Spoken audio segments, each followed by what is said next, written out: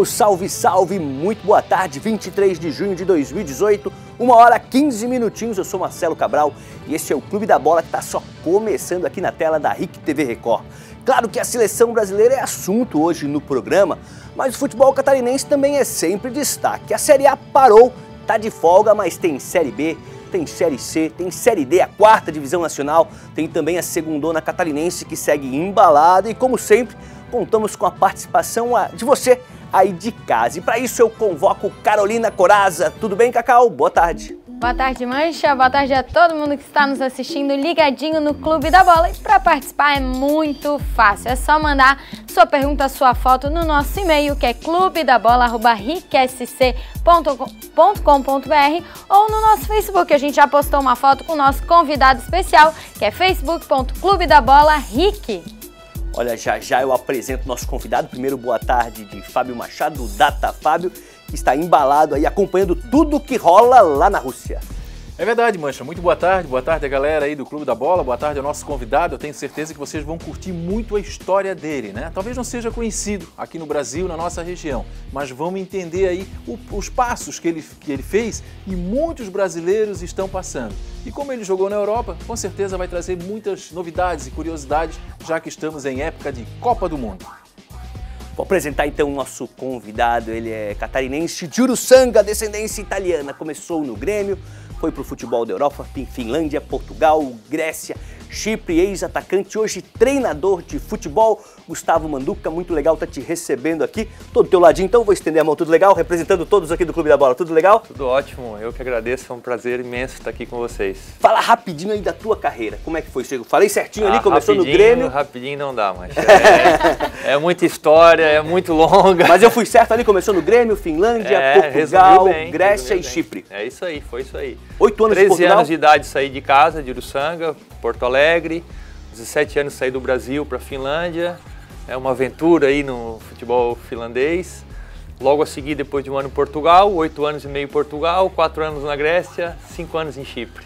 Você estava falando uma curiosidade aí, que você no mesmo ano foi jogador, dirigente e técnico. Isso foi no Chipre, acho que devo ter sido o único, viu? No mesmo ano? Foi em 2014, o ano que eu parei de jogar futebol por conta de uma lesão, em dezembro, né, na metade da temporada europeia. Naquele ano nós estávamos jogando Champions League contra Barcelona, Paris Saint-Germain, Ajax. Eu estava, apesar de ter 34 anos, estava bem fisicamente, num momento ainda bom da carreira, né, fisicamente. Tive a infelicidade de sofrer uma lesão muito grave, né, o que me impossibilitou de jogar futebol. Tive a honra de ser convidado pelo presidente do clube de me tornar o diretor executivo do clube, do Apoel, né, que é um clube de ponta europeu, disputa a Champions League, Europa League todos os anos. Assumi essa nova função, esse novo desafio, que acrescentou muito na minha carreira, muito na minha experiência, completamente diferente daquilo que um jogador de futebol vive. E foi, digo já, muito difícil, porque do dia para a noite passei a ser o chefe dos amigos, companheiros de anos de vestiário, né? E 3 rodadas antes de acabar o campeonato, o time estava em risco de perder o campeonato, e numa decisão conjunta da direção e junto comigo, decidimos então que o treinador deveria sair. Eu assumi o time como treinador e tive a felicidade de ser campeão, não só do campeonato, mas também da Copa de Chipre, né, como treinador, e que foi algo que me agradou, né, foi uma experiência legal. Eu não pude dar sequência nessa continuidade lá na Europa, porque não tinha o curso, e lá sem o curso da UEFA tu não consegue trabalhar como treinador. Então decidi começar essa nova carreira, me atualizei, fui fazer os cursos, finalizei o UEFA, então para dar essa sequência como treinador. Foi campeão cipriota, é isso? Isso, cipriota. Eu só quero fazer a pergunta, te chamo de Gustavo, Manduca, como é que a gente chama? Como é que a gente Alguns pode... me chamam, a maioria me chama de o Manduca. GM21, GM21. Então vamos chamar de Manduca, que é até para diferenciá-lo, né? Professor, E o mais interessante é o seguinte, Manduca é sobrenome, tá? Não é apelido. Não, geralmente a gente pensa que Gustavo é Manduca. Manduca. Ô Manduca, a pergunta que eu vou te fazer é o seguinte, claro que não vou perguntar nada de Portugal, assim, porque a gente já tem conhecimento das outras países que tu jogou, mas como é que é o futebol do Chipre? Nós temos muitos brasileiros hoje lá, é um futebol em evolução? Como é que tu avalia hoje o futebol cipriota? Não, o futebol cipriota em si não é nada de especial. Né? Tem alguns clubes tradicionais, né? É um país extremamente pequeno, né? Mas o Apoel está num nível europeu, né? Pelo fato de participar todos os anos nas competições europeias, né? Participa todos os anos Champions League, Europa League, é o maior campeão do país. Então, quando fui para lá, foi por ir para o Apoel, né? Por ter essa oportunidade de estar num clube diferenciado nas competições europeias, né? Mas o país em si é um país excelente de vida, muitas oportunidades, tem muitos brasileiros jogando lá, financeiramente é bom, valorizam bem, é um país que pertence à União Europeia, extremamente organizado, sem nível nenhum de criminalidade, né? Para a vida, para a família, excelente. E o futebol está um pouco abaixo dos outros grandes países, é claro. Mas é potencial, tu acredita que um trabalho, de repente, esse intercâmbio, daqui a pouco mais brasileiros, ou não só brasileiros? Sim, existe esse potencial e o Apoel, acima de tudo, é que o Apoel está muito acima dos outros. Né? Então, o nível geral do campeonato, né, não condiz com o nível do Apoel. Né? Agora, o nível do Apoel, de crescimento do Apoel, inclusive 2 jogadores agora das categorias de base aqui, um do Santos e outro, se não me engano, do São Paulo, foram para o Apoel. 2 jovens promessas que tem tudo para despontar nos próximos anos no futebol. Vai qualificando, vai dando corpo, né? E daqui a pouco o futebol acaba tendo. Antigamente iam mais jogadores já experientes, mais para o final da carreira, visando a parte econômica para finalizar. E agora já estão indo novos jogadores, olhando e jogar no Apoel para quê? Para aparecer nas competições europeias também e para aparecer para a Europa. Legal. Já já o Gustavo Manduca vai contar mais curiosidades pra gente dessa temporada dele do lado de lá, na Europa, jogando futebol. A gente começa a girar os assuntos da semana. No segundo bloco tem seleção brasileira. A gente começa destacando o empate entre Avaí e Guarani. O Avaí largou na frente, abriu 2-0, levou a virada do Bugre, mas conseguiu o empate no final. O espaço é para Fábio Machado. Olha, Mancha, a questão é a seguinte, primeiro que se nós quando a gente faz uma projeção de Série B, o que a gente faz? Você tem que vencer em casa e você tem que empatar fora de casa. O Avaí está fazendo isso, mas está fazendo o inverso. O Avaí está conseguindo os pontos fora de casa e está tropeçando na ressacada. Sobre esse jogo, particularmente, foi um empate com sabor de derrota para o torcedor. Claro que é um empate, empate é um ponto. Mas pelo fato de, no primeiro tempo, o Avaí foi soberano, o Avaí poderia ter aberto 3-0, foi um banho de bola do Avaí na equipe do Guarani. Na segunda etapa, em apenas 15 minutos, um apagão, aliado a uma displicência, aliado a um salto alto, e aqui não é nada pejorativo, mas achar que estava vencido, e também falha do treinador Geninho, que eu elogio muito aqui. Só ele não percebeu que a entrada, até me esqueci o nome dele agora, do ponta direita que passou aqui pelo Figueirense, mudou todo o esquema do jogo, e o Geninho não percebeu isso aí. Ele tirou um volante e botou um ponta direita. Bruno Nazário. O Bruno Nazário, exatamente, obrigado aí. Então o Bruno Nazário mudou todo o esquema e demorou muito o Geninho. Depois ele corrigiu ao colocar o Marquinhos, mudar o esquema do 3-5-2 para o 4-4-2, e o Avaí ainda teve chance de virar novamente esse jogo, o Capa acabou perdendo. Mas enfim, o Avaí não consegue dentro de casa fazer o seu melhor futebol. Agora tem um jogo fora de casa com o Oeste, e aí o torcedor volta a ficar animado. Então, em relação ao campeonato, a campanha do Avaí ela é excelente, o Avaí é o vice-líder, né? Tá firme no G4, ele está conseguindo essa sequência de 4 pontos, ou dentro ou fora, mas na ressacada ele não está conseguindo fazer o seu melhor futebol. Então é jogo para tirar lições, é jogo para avaliar o que foi de errado, é jogo para ter atenção durante 90 minutos e entender. Assim como o Geninho mudou o esquema e depois conseguiu o empate, o treinador do Guarani também mudou o esquema e você tem que perceber isso com o jogo caminhando, com o jogo rolando. Outra questão do Geninho, a coletiva dele foi perfeita. O Geninho, 70 anos, né? Tem toda a experiência do mundo, ele avaliou corretamente, entendeu até os próprios erros. Mas acho que ele pode colocar o menino Carlos Alberto um pouco mais cedo. O Carlos Alberto esteve aqui há 2 semanas.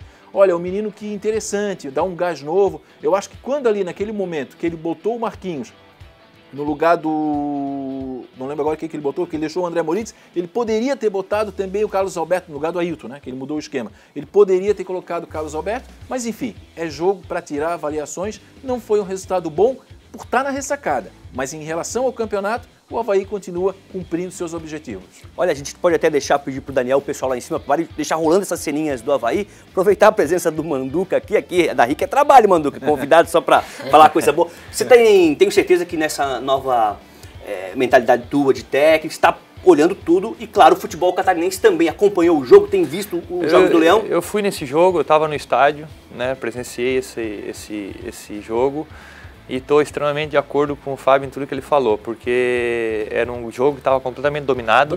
Até eu pensei que ia sair uma goleada pela forma como o Avaí entrou em campo e como estava desenvolvendo o jogo, sem dar oportunidade nenhuma para o Guarani. Mas no segundo tempo houve aquele apagão de 15 minutos, de fato inexplicável, né? São coisas do futebol que gerou esse incômodo na equipe, né? Então acho que, mas independente, o Avaí tem feito um excelente trabalho, né? Até aqui, tem muito jogo ainda pela frente. Agora, jogos como esse, de fato, custa quando se perde os 3 pontos. Mas é difícil a gente ver na Série B, a gente conseguir ver os catarinenses manter a regularidade e um nível alto de futebol durante o jogo inteiro, né? Ou é um dos dois tempos ou não é nenhum. Não, acho que não são só os catarinenses. Não, eu acho que é uma coisa aqui, geral, né? de uma segunda divisão, né? Por vários motivos. É muito disputado também, são jogos difíceis. Acho que é um fato geral, não é só o nosso futebol catarinense. É que, na verdade, o que Avaí e Figueirense não tem conseguido ainda, mano, que aqui vamos fazer até um destaque ao gol do Judson, né? É preciso enfatizar, foi um dos gols mais bonitos da história da ressacada. Eu não estou aqui exagerando, não. Com a forma que ele pegou na bola, daqui a pouco vai passar na tela, se puder liberar. Eu acho que agora aí, ó. Não sei se tá no ar. Tá no ar, não? Aí, ó. Que belíssimo, né? Que belíssimo gol, é realmente fantástico. Olha, eu vou te confessar uma coisa. Na hora que ele armou esse chute, eu ia brincar com a pessoa que estava do meu lado e dizer, lá na China essa bola vai. Porque é extremamente difícil acertar o chute que ele acertou. Quando a bola vem na nossa direção rolando aqui, que não estamos completamente enquadrados para o campo, a tendência dessa bola subir é 98%. Não, interessante que o Judson, ele é um volante que amadureceu muito no futebol, né? Ele amadureceu muito. E os 2 gols que ele fez com o Avaí, acho até que é da carreira dele, foram 2 golaços. Foram contra o Brusque no campeonato estadual. E agora, mas só para completar esse raciocínio, a questão que a Cacau falou, eu acho assim, não é que seja o problema. Avaí e Figueirense ainda não conseguiram acumular pontos. Avaí e Figueirense não conseguiram chamar aquela gordurinha, aquela poupança para ficar bem ali. Eles acabam ficando sempre no limite, né? O Figueirense hoje pode sair de G4, por exemplo, e não precisava. O Figueirense teve jogos até, de certa forma, tranquilo. O Avaí passa pela mesma situação. Então, o que o Avaí e Figueirense precisam é acumular pontos, acumular gordura, se solidificar, né? Ficar tranquilo ali no G4.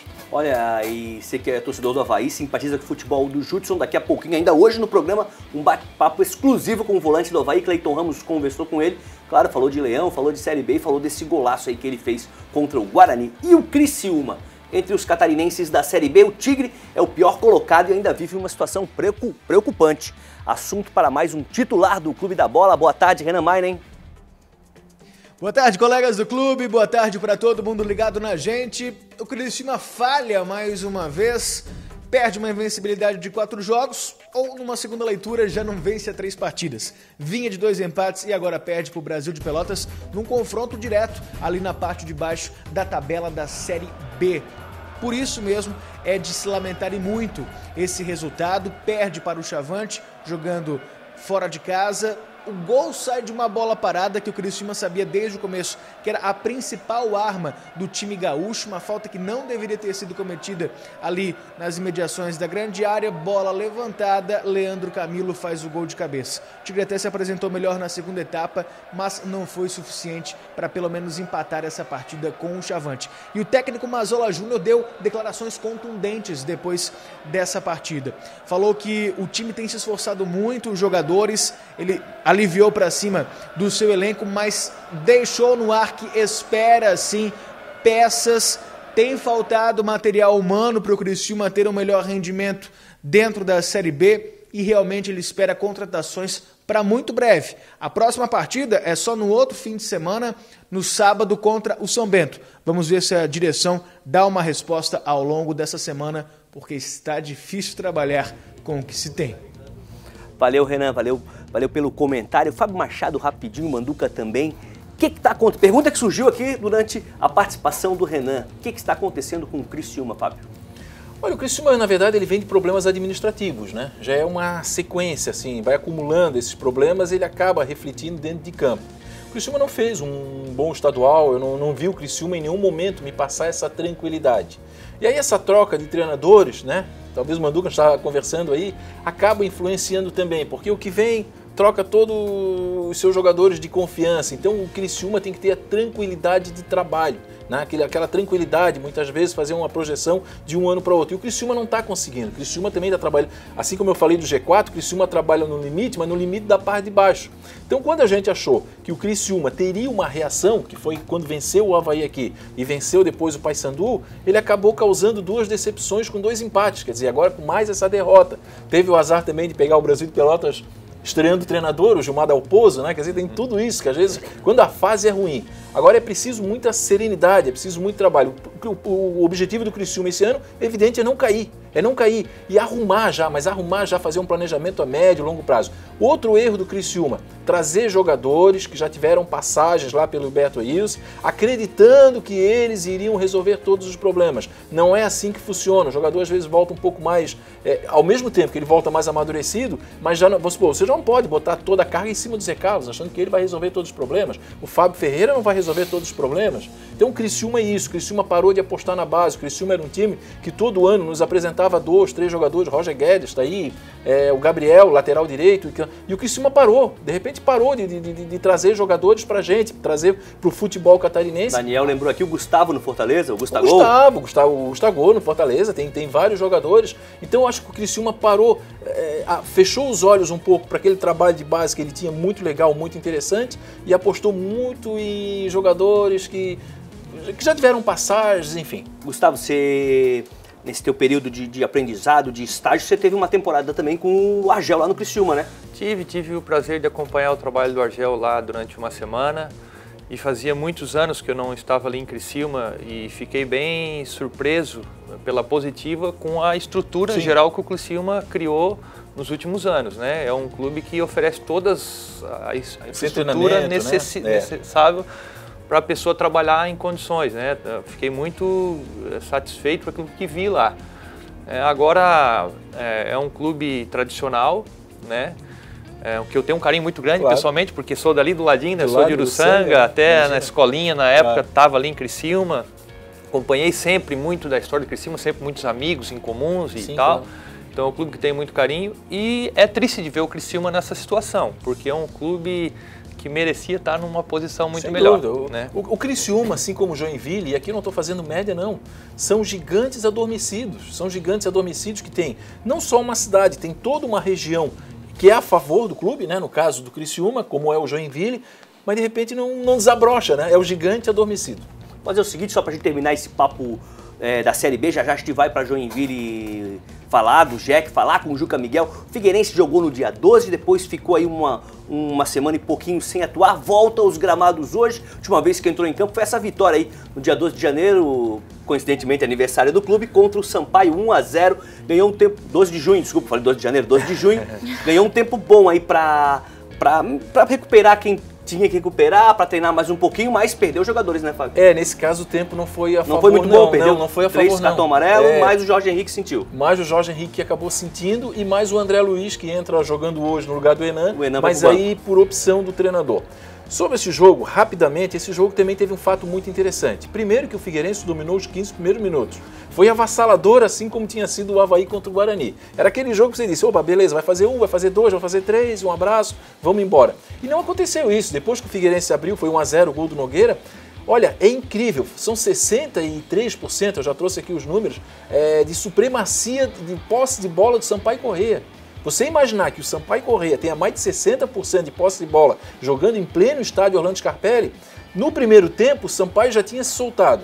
Aí depois, com a expulsão do Zé Augusto, aí meu amigo, aí no segundo tempo mesmo cresceram, foram para cima. Não é que foi desculpa, né? Mas uma das argumentações é que tinha chovido durante o dia todo e o Figueirense é um time leve, um time que muitas vezes costuma propor o jogo. Final, valeu a pena a vitória, valeu os 3 pontos. E aqui é preciso enaltecer o sistema defensivo nesse jogo. Porque é muito fácil a gente criticar o time todo, mas o sistema defensivo faz parte do Figueirense. O Denis fez belas defesas, o Kleberson fez um partidaço. Olha, meu amigo, você imagina, um time pressionando quase 90 minutos e a defesa ali, ó, tirando, firme, o Kleberson e o E o Nogueira, né? Muito bem. Os dois laterais também, se não foram efetivos no ataque, o Diego Renan e o Guilherme Lazzaroni, foram realmente sensacionais. Então, vou elogiar aqui o sistema defensivo do Figueirense. Se o meio e a frente não trabalharam, ó, tá aí, ó, mais uma intervenção do Cleberson. Eles foram muito positivos, que garantiram 3 pontos para o Figueirense. Eu falei 12 de janeiro, era 12 de junho, você falou Zé Augusto, é o Zé Antônio. Zé Antônio, né? O Zé Augusto é aquele cantor romântico, Zé Augusto. A Copa do Mundo tá tirando um pouco o foco da gente aí. Com os desfalques que o Zé técnico Antônio. Milton Cruz tem por cartões, lesões e opção, o zagueiro Eduardo deve ganhar uma vaga na defesa e ele conversou com a imprensa. Diz aí, Eduardo. A qualidade do Curitiba é indiscutível, mas nós estamos nos preparando para chegar lá e surpreendê-los, né? Fazer um grande jogo. Ainda mais nessa fase agora que nós estamos no G4. Apesar de ter caído uma posição, nós nos mantivemos no G4 e isso é muito importante para a gente. Nós sabemos do peso da camisa do Curitiba, então isso interfere bastante no jogo, né? Então acho que vai ser um jogo muito difícil, assim como foram os outros, mas esse jogo é especial por nós sermos um adversário direto deles, né? Então acho que a preparação dessa semana é crucial para esse jogo aí. Não, ainda está no início do campeonato, né? É difícil de falar. Eu só sei que nós vamos brigar para subir, brigar pelo título, né? Nós vamos subir, se Deus quiser. Mas eu sei que está no início do campeonato ainda, mas eu estou muito confiante no nosso grupo, sei da nossa qualidade, então por nós eu falo que nós vamos brigar pelo título, nós vamos brigar pelo esse acesso. Aí palavras do Eduardo, zagueiro do Figueirense, só para completar, né? O Fábio falou que o André Luiz deve ganhar a vaga do Enan, uma opção. O Jorge Henrique sentiu dores e não joga. E 3 por cartão amarelo vão ficar de fora. O goleiro Denis, o zagueiro Cleberson e também o Zé Antônio. Você queria falar um pouquinho do jogo de hoje? É para dizer que o jogo de hoje é um jogo complicado para o Figueirense. Mesmo o Curitiba é aquele time favorito. Ninguém vai tirar o Curitiba aí da lista dos favoritos para conquistar o acesso pela tradição. Mas é um time que está devendo futebol. Só que nos 5 jogos no estádio Couto Pereira, o Curitiba venceu os 5 jogos. Ele venceu, tem 100% de aproveitamento. Então o Figueirense hoje tem essas dificuldades, né? O Alisson, goleiro. O Eduardo Bauerman vai ser o substituto, o Abuda no meio de campo e o João Paulo acaba substituindo o Jorge Henrique e aí tem a entrada do André Luiz. Então é jogo que o Figueirense tem que tentar segurar, vai tentar trabalhar com bola alta alçada, tanto que a entrada do André Luiz foi esse o objetivo, já que o Enan é um pouco mais baixo e trabalha mais com bola no chão.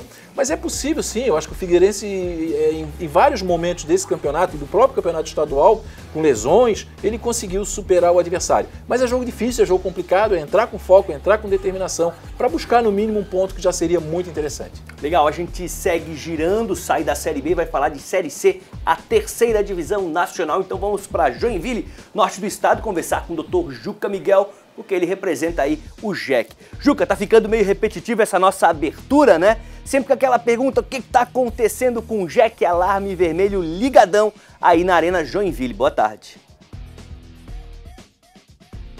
Boa tarde, Mancha. Boa tarde aos amigos ligados no Clube da Bola. Não tá fácil a situação por aqui, né, Mancha? Aquela vitória mentirosa contra o Volta Redonda, depois uma nova derrota. E amanhã, às 11 da manhã, o Joinville enfrenta o Tombense. Time do técnico Ramon Menezes jogou por aqui, já treinou também. O Joinville tá lá no Tombense. O Tombense tem uma parceria bacana aí com o Eduardo Durão, envia alguns jogadores pro Avaí, o Avaí envia alguns jogadores para eles. Eles fazem esse mesmo esquema com alguns outros clubes. Mas é um time que tá tentando buscar aí, de repente, uma manutenção dentro do G4. Tombense que vem a Joinville amanhã para brigar por 3 pontos e pro Joinville apenas a vitória interessa. Joinville que, segundo alguns estatísticos matemáticos, tem 93% de chance de ser rebaixado à Série D do Campeonato Brasileiro do ano que vem. Mas o Márcio Fernandes ontem deu uma coletiva, fazendo algumas contas, disse que se engatar 2, 3 vitórias seguidas, dá até para brigar por G4 e tal. Foi um pouco audacioso, mas para mostrar para toda a rapaziada que o Joinville tá focado, que o Joinville tá tentando de todos os jeitos sair dessa situação. E a gente vai acompanhar aí já estamos acompanhando, né, os gols do Joinville contra a equipe do Ipiranga lá em Erechim, né? O zagueiro, infelizmente aí o Felipe deu as costas. Hélio Paraíba que passou por aqui, passou por Brusque, cara, é difícil, sabe? As coisas não encaixam. Eu via muito bem o Fábio falando ali, questão de gigante adormecido, Joinville, Criciúma, mas a fase do Joinville é muito ruim. O Misael, atacante que veio aí nessa parceria com a LA Sports, ó, já é o 3º jogador da LA que pede pra ir embora. Pierre pediu pra ir embora, o Emerson Silva pediu pra ir embora, agora o Misael, que também veio nessa parceria com a LA, Hoje de manhã comunicou à diretoria que não estava feliz, não estava satisfeito com o desempenho e pediu para ir embora. O problema é que a Série C já encerrou o prazo de inscrições e o Joinville vai ter que jogar com o que tem. Para completar aí as 35 vagas que tem direito, colocou 4 meninos da base, enfim, fez uma mescla aí só para dizer também que preencheu as vagas, mas vai ter que realmente ir com o que tem, entre aspas, de melhor. Uma derrota por 2-0, um segundo gol, um gol contra, a infelicidade do menino André Baumer, o Hélio Paraíba dividiu, mas o Joinville foi a parte que isso que o Matheus, goleiro, pegou um pênalti, senão era para ter sido 3-0 fora o baile. Aí a torcida do Joinville, ao final do jogo ali, invadiu o campo, foi lá tomar satisfação com alguns jogadores, mas o Joinville aí depois, posteriormente, também deverá ser julgado no STJD a respeito disso, deve pegar aí uma punição ou até, quem sabe, mano de campo. Mas isso aí não é tão trágico quanto é a participação do Joinville na Série C. Irreconhecível. Restam 8 jogos, precisa pelo menos de 4 vitórias, 2 ou 3 empates para tentar se manter na Série C. E aí dos 8 jogos, se vencer 5, aí matematicamente consegue. Mas vale lembrar que jogou 10 até agora, Mancha, e venceu apenas 2. Então, o jogo amanhã com o Tombense é muito decisivo, é um time todo arrebentado, psicologicamente o Joinville está muito mal, estruturalmente também dentro de campo as coisas não acontecem, fora de campo a diretoria promete salário em dia, não cumpre, promete que vai pagar, não cumpre, promete que vai dar isso, não cumpre. O Márcio Fernandes está tentando costurar internamente tudo isso aí para ver se o Joinville consegue sair dessa situação, mas o fato é realmente que a situação do Joinville é extremamente delicada, com o site chancedegol.com.br dando 93% de chance de rebaixamento. E olha que costumeiramente ao longo dos anos eu acompanho tanto para acesso quanto para descenso, e esse site aí, o Chance de Gol, ele sempre vem cravando alguns times. A gente segue na torcida aqui por uma vitória contra o Tombense, mas vai ter que buscar pontos fora de casa, vitórias fora de casa, coisa que é difícil. Mancha, a última vitória em campeonatos brasileiros, segura aí para não cair, foi em 2016 contra o Oeste, aquele 2-1 lá. Então se imagina, desde 2016 que não ganha em campeonato brasileiro fora de casa, aí fica difícil, né, meu amigo? Legal, Juca. Daqui a pouco o Juca volta para falar mais sobre o Joinville. Vamos colocar ele também no papo sobre a seleção brasileira. Eu tenho um recadinho antes do intervalo. Olha só, pessoal. Vai acontecer em Florianópolis, semana que vem, o Festival Música SC. Serão 3 dias com inúmeras atrações. No dia 29, sexta-feira, a revelação do reggae nacional Maneva. E ainda os nossos amigos aqui do Das Aranha, a maior banda de Santa Catarina. No sábado, o encontro é simplesmente imperdível. Banda Blitz e Barão Vermelho. Os ícones dos anos 80 e 90 tocando o melhor do rock nacional. E no domingo, além de eventos gratuitos durante todo o dia, o grupo mais tradicional do estado, o Expresso Rural, divide o palco com as lendas Guarabira e Tavito.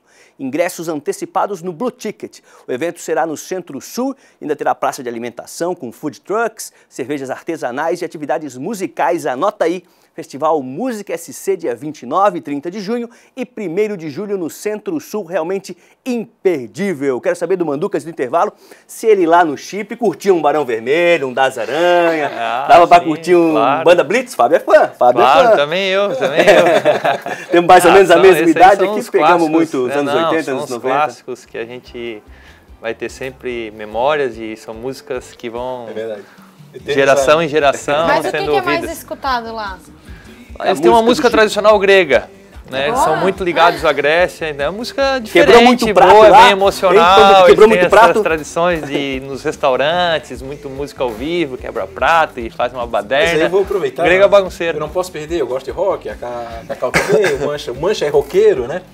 Tem rock, rola um rockzinho na Rola. É claro que o rock é internacional, né? A música brasileira não é conhecida lá fora. Algumas, né, que fazem sucesso, né? Que foi o caso daquela vez, né, alguns casos específicos, mas... Michel Teló, que acabou derrubando fronteiras, né? Isso. Era até engraçado ver os cipriotas cantando perfeitamente sem entender o que estavam falando aquela música. Né? Então, nesses casos específicos, mas o rock mundial... U2, Rolling Stones, o povo é bem fanático também. Legal, tá todo mundo convidado semana que vem, então, Feira da Música SC, a gente vai para um rápido intervalo, na sequência a volta destacando mais ainda o futebol catarinense, falando de seleção brasileira, é rapidinho.